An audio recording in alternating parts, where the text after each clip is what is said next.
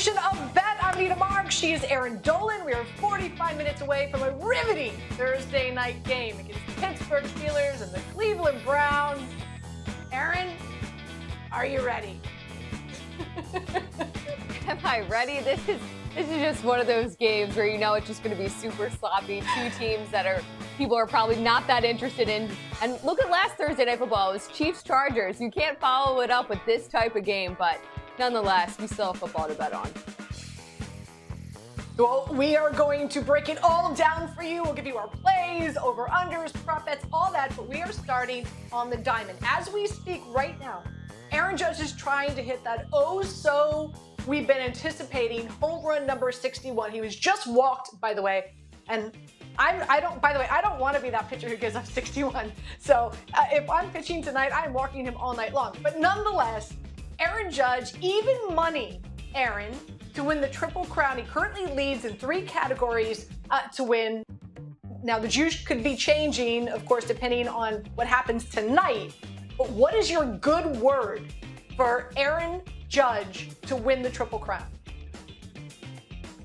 The good word is unreal, because that really is what Aaron Judge is. And for people that aren't sure what the Triple Crown is, that's when you're leading in batting average, home runs, and RBI. So we know with the home runs, he's got 60 so far on the season, looking for that 61. And he's way ahead of everybody else in the league. The next person is Kyle Schwarber on the Phillies with 40 homers this season. Then you go to RBI. So he has 128. The next closest person is Pete Alonso with 121.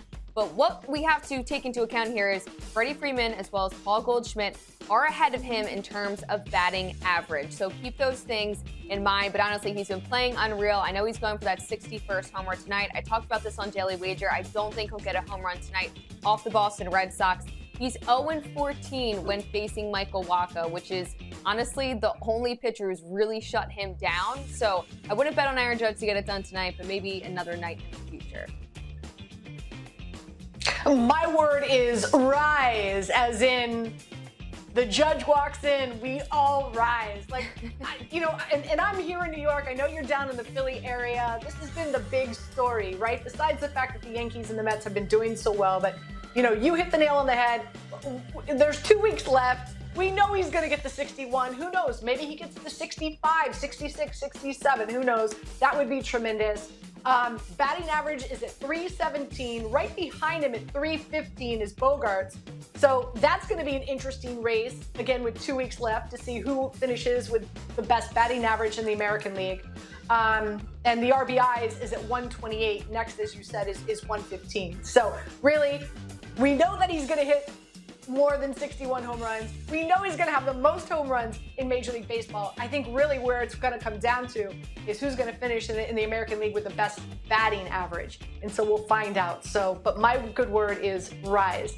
As to back to the gridiron and a team that's very near and dear to me because it's about, I don't know, a drive away, as in a golf drive away, is the Giants. Now, they're plus 118 to make the playoffs.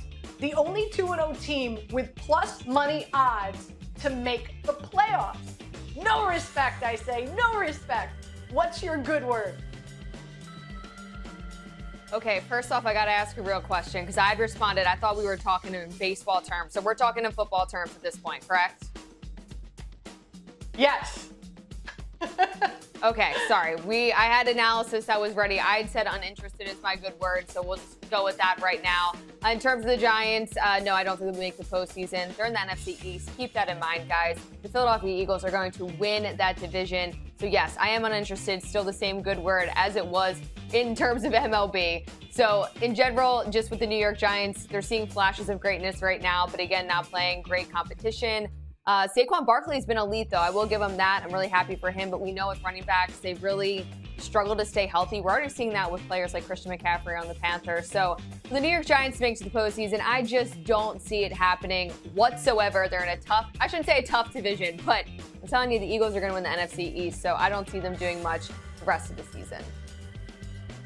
Yeah, listen, lockstep with you, right? Like we've been on the Eagles for months now. I do believe they win the NFC East. However, my word is blue, as in big blue. Why not? Like, it's plus money. They're 2-0. the NFC East has the easiest, as a whole, as a division, has the easiest schedule in the NFL. And Daniel Jones, even though like he's not making the highlight reel, he has single-handedly helped this team go 2-0 by his scrambling ability, converting on third down, converting on fourth down, and putting this team in field goal position. So, and he is, oh, by the way, this should be Daniel Jones' most accurate quarterback after 2 weeks of the NFL season, mind you. Brian Daboll's come in, this offense, this team, everybody's jiving, everybody's clicking, the chemistry is good. I mean, Galladay wants out, but okay, don't let the door hit you in the butt on your way out. But nonetheless, I say blue, I say go big blue. Why not? At plus money, I'm on it. Mike McDaniel, another new head coach in the NFL for the Miami Dolphins, 7-2-1, I should say, to win Coach of the Year, second behind Sirianni, who's 5-1. What is your good word here? Talk about the youth movement here. Here's my thoughts, and obviously having the Eagles helmet behind me doesn't really help in my analysis here, but my good word is going to be stats, because that's what it's going to come down to. With the Dolphins, we saw them open the season. They were able to beat the Patriots 20-7. Last week, they obviously did something that hasn't been done in a very, very long time, in the sense of scoring 28 points in that fourth quarter, coming back and beating the Ravens. So all those things considered, Tua's looking great. He's really being able to hit his targets, and Jalen Waddle, Tyreek Hill. All those things are great. I just think I'd personally rather bet on a Nick Sirianni, knowing what the Eagles' schedule is like and knowing the numbers that Jalen Hurts can put up, and then potentially going to the postseason. You still, with the Dolphins, you have to take into account, the division they're in, the AFC East. The Bills are still really, really good. I'm not saying that the Dolphins are going to fall off. They're obviously a really great team. I just wouldn't be surprised if Nick Sirianni was able to take this team further and further this season, that he would win Coach of the Year. My good word is fish. And I know our producer Weimer is like, but wait a minute, they're mammals. I know they're mammals, but they're also fish, by the way. I grew up in Miami. This is what we call them, the Miami Dolphins. They're mammals, but we call them the fish. That's my good word, fish. You know why? This team is far surpassed my expectation of the season. Granted, a small sample size, but nonetheless, man, they are talk about letting Russell Wilson cook. He's not cooking in Denver. You know who's cooking? Tua's cooking down on South Beach. That's who's cooking.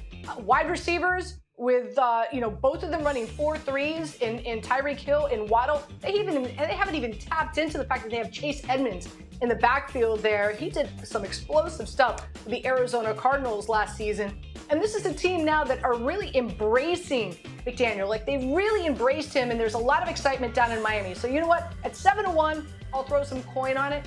But Erin, I'm with you, right? Like I think Sirianni, I think the Eagles dominate the East. I think they get the number one seed. I think they make a good run to win the Super Bowl this year, and I do believe Sirianni wins it. But at 7-1, why not? I'll throw some coin on the head fish. Before we start breaking down tonight's game, let's check in. We've got Brooke Pryor, who of course covers the Steelers, and Jake Trotter, who covers the Browns, with their updates before we do a deep dive into tonight's Thursday night football game. Let's listen in. Mike Tomlin preached patience with his offense and with his quarterback. Remember, this is an organization that rarely changes head coaches, and they don't often make knee-jerk decisions. So no matter what happens with Mitch Trubisky tonight, expect the Steelers to be methodical and thoughtful in how they proceed going forward in their quarterback situation. When I talked with players in the locker room this week, they expressed confidence in Mitch Trubisky. And wide receiver Chase Claypool told me this offense is not dead in the water. We believe in Mitch Trubisky. But Trubisky knows he has to be aggressive, and he has to target his players downfield, and he has to look for guys like number 14, George Pickens. So look for that rookie to be more involved in tonight's game against the Browns. The Browns conducted a players-only meeting this week in the wake of Sunday's epic fourth-quarter collapse to the New York Jets. Browns cornerback Greg Newsome II noted that the players are mad about what happened and should be mad about it. We're way too talented to allow something like that to happen. Defensive busts in the secondary have been the primary issue, which is why communication was the focal point in practice this week. Coach Kevin Stefanski told me that we've addressed it, we're going to keep addressing it, and if we don't fix it, we're going to continue to get burned, including tonight against the Steelers.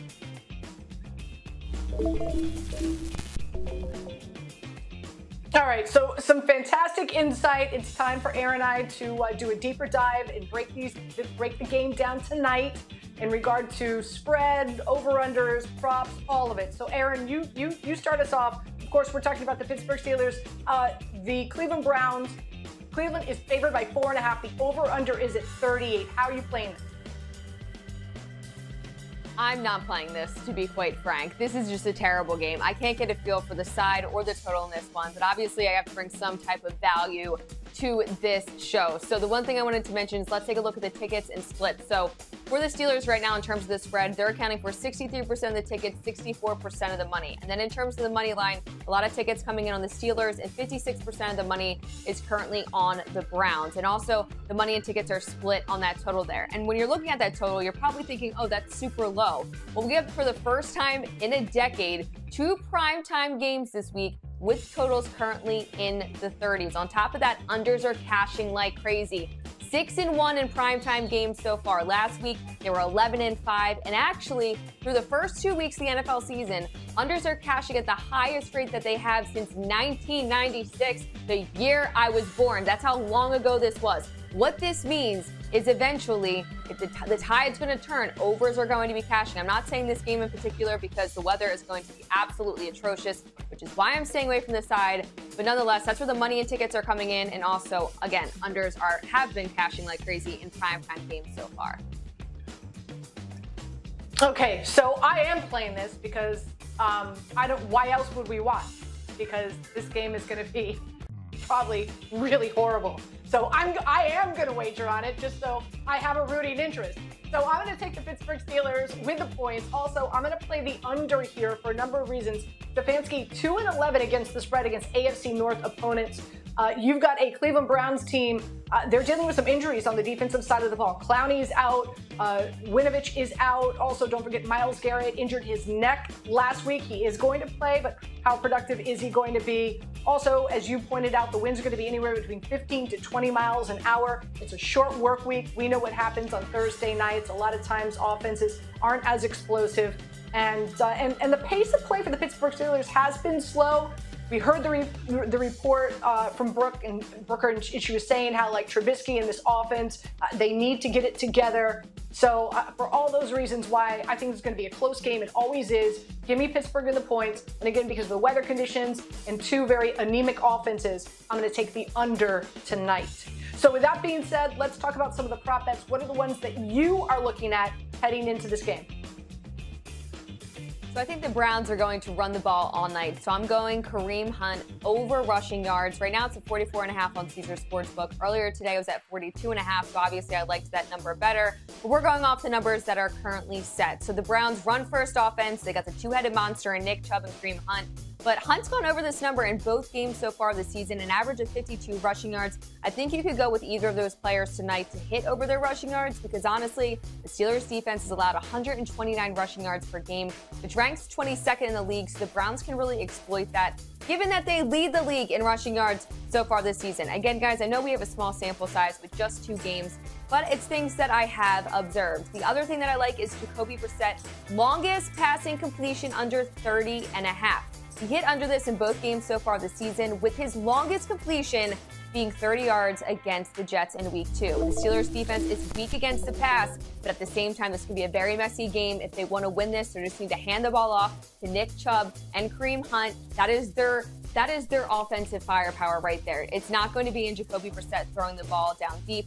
So I do like him longest passing completion under 30.5. All right, Erin, you might want to take a break. You might want to buckle up. You know me with my Cheesecake Factory menu of prop bets that I'm going to be playing tonight. Again, just to keep me interested in this matchup. Let's start with Jacoby Brissett. I'm with you on the same side. Not only do I like under his longest attempt, but also under 26.5 passing attempts. He's a game manager. I'm with you. It's all going to be about Chubb and Hunt. Also, Nick Chubb, over 84.5 rushing yards. Why not? And he's going to score a touchdown. This is a Pittsburgh Steelers team without T.J. Watt. They've given up the most explosive rushing plays of any team and any defense in the NFL. Hunt, big part of the passing attack, over 2.5 receptions, 6 for 6 for 40 yards last week. Also, Amari Cooper, the most targets, 37% target share. with the Cleveland Browns. Deontay Johnson, again, a 32% target share with the Pittsburgh Steelers. He is Mitchell Trubisky's go-to guy. And we just heard them talking about how Mitchell Trubisky said that he's got to get the ball to Pickens. Pickens' average length of route is about 20 yards. So I'm going over his longest at 20 for Pickens tonight as well. So I know a laundry list, but it'll keep you interested. Now let's move on to another game, a big game on Sunday night. And of course, it's the Buffalo Bills heading to Miami to take on the Miami Dolphins. Marcel Louis-Jacques joins us now. I love your name. And I pronounced it properly. Big kudos for me. Let's break down this game as we now, of course, have a Dolphins team. They're 0-7 against the Bills. As we know, they gave up 38 points to the Baltimore Ravens, but yet they scored 42 in the second half. How this Dolphins defense is going to try to keep it at a more reasonable distance from the Buffalo Bills and their explosive offense. Well, no matter what, when you're trying to stop Josh Allen, it's going to be easier said than done. But the name of the game right now is contain, contain, contain. That means keeping this explosive Bills offense in front of you. For Xavier Howard, who might follow Stephon Diggs throughout the game, you've got to make sure he doesn't get behind you a la Jalen Ramsey in week 1. Javon Holland, Brandon Jones, Miami's safety duo, they've got to make sure that Gabe Davis on the other side doesn't get behind them. And then the linebackers, defensive ends, you have to make sure Josh Allen, when he scrambles, doesn't get the edge on you, because you can end up on a highlight reel really quick. Just ask about a dozen players in the NFL over the past 3 years. That's a great point. And then on the other side, you got the Bills defense. It's probably not going to allow Tua to do what he did last week against the Ravens. So how are they planning the Miami Dolphins to make sure Jalen Waddle as well as Tyreek Hill stay involved so Tua is not running around for his life in this one? Yeah, last season the Bills knocked Tua out of the game in Hard Rock Stadium on just the second drive of the game. And while the play Tua was injured in wasn't a design blitz from Buffalo, they actually sacked him twice before in the first series, both on design blitzes. The problem, though, this year is Buffalo's blitzing at the second lowest rate in the NFL, but somehow still have the most sacks in the league. They're getting home by just rushing 4, meaning they can send the rest of the 7 back in coverage. That's going to disrupt what Miami likes to do, which is quick rhythm passing, get the ball into Tyreek Hill and Jalen Waddle's hands fast, and let them do what they do best, which is run after the catch. So the key for Miami, it's going to be critical for them to make Buffalo blitz. You have to protect when they only send 4. You have to make them blitz in order to get pressure and hopefully open up some passing lanes, because if not, it could be a long day in Miami Gardens. But if they are able to accomplish that, all they're hoping for is for Tyreek Hill or Jalen Waddle to get free on 1 or 2 plays that could break the entire game open. There was a lot of talk on social media, really ripping Brian Flores, how this game last week, the outcome against the Ravens would have been totally different if he was still the head coach as opposed to Mike McDaniel. If you can, elaborate on that in regard to how the culture has changed with this Miami Dolphins team. Yeah, I think that's kind of unfair to Brian Flores, though, because, last season they beat the Ravens. They didn't have to score so much in order to win the game. But with all respect to Brian Flores, his expertise is not on the offensive side of the ball. That is why they brought in Mike McDaniel. And the trust that his players have in him started really on day 1 when he was hired in February. You saw the Dolphins posted a video of him FaceTiming Tua Tagovailoa from the jet saying, "We know you can be great. It is my job to get that greatness out of you." Nice words, right? But not something that you wouldn't expect a coach to say to his quarterback first time they speak. What really sealed the deal for Tua was when Mike showed up to his luau, the Tua Foundation luau this offseason. And he wasn't just there to rub shoulders and sit in the corner. He got on stage and went viral for learning how to play a traditional drum. And that, Tua says, is when he knew this is a coach that has his back.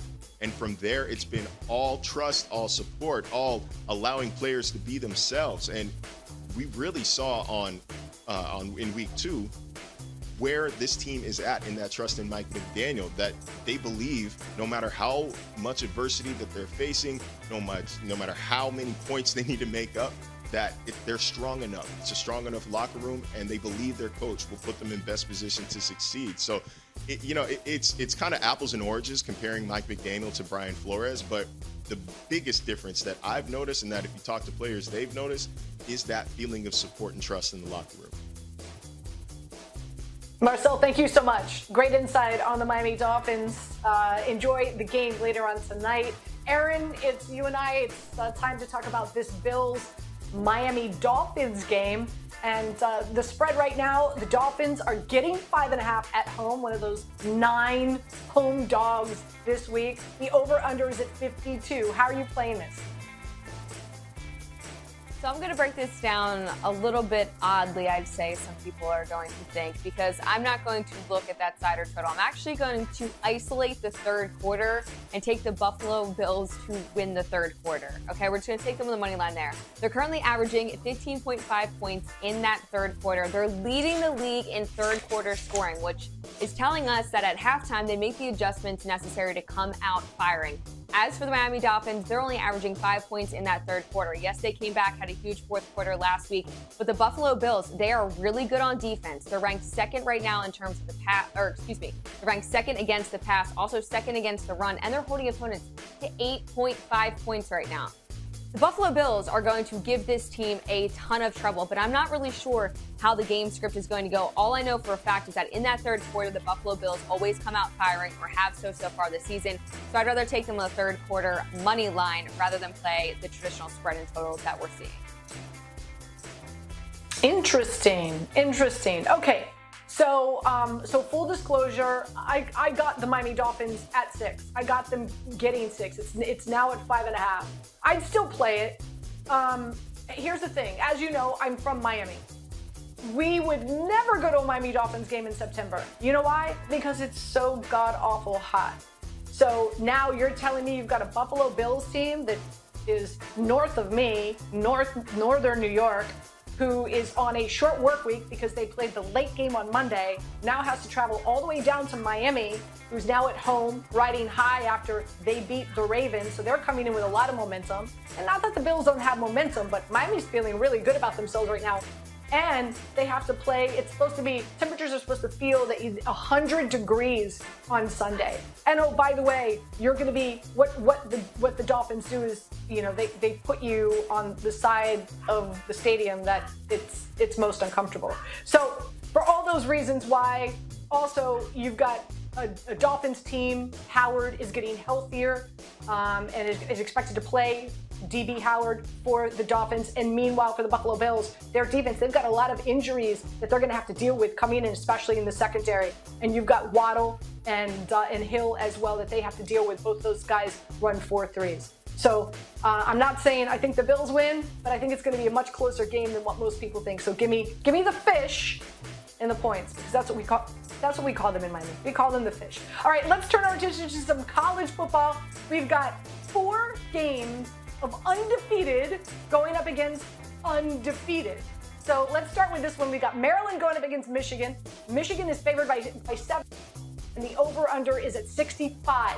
How are you playing this, Erin? I would lay it with Michigan despite this big number. I saw that Maryland is 1-6 straight up and against the spread in this series since joining the Big Ten. On top of that, Michigan, they just have a better offensive line than the Maryland Terrapins, and that's why they're ranked and Maryland is not. I know we're doing this as undefeated versus undefeated, but at the same time, Michigan overall is just the better team. Now, I know that their top quarterback, Cade McNamara, had gone down. J.J. McCarthy stepped in. He looked good last week against UConn. It was a 59-0 win. Obviously, that's a lot different, playing UConn than Maryland. But at the same time, Michigan has what it takes on offense and defense to get the win and cover the 17 points.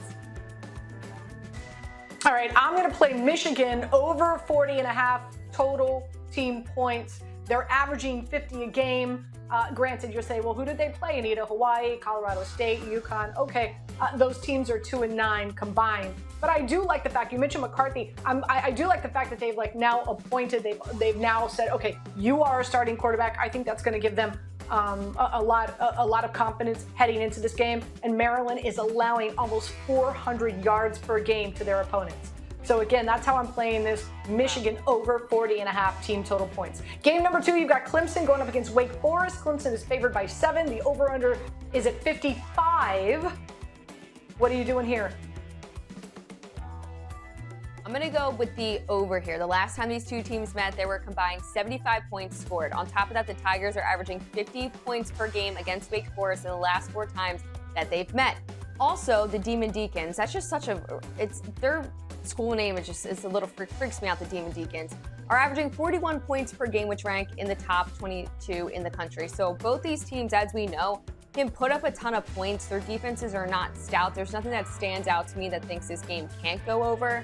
So I just think, again, 2 undefeated teams, take the over, could get a little sloppy.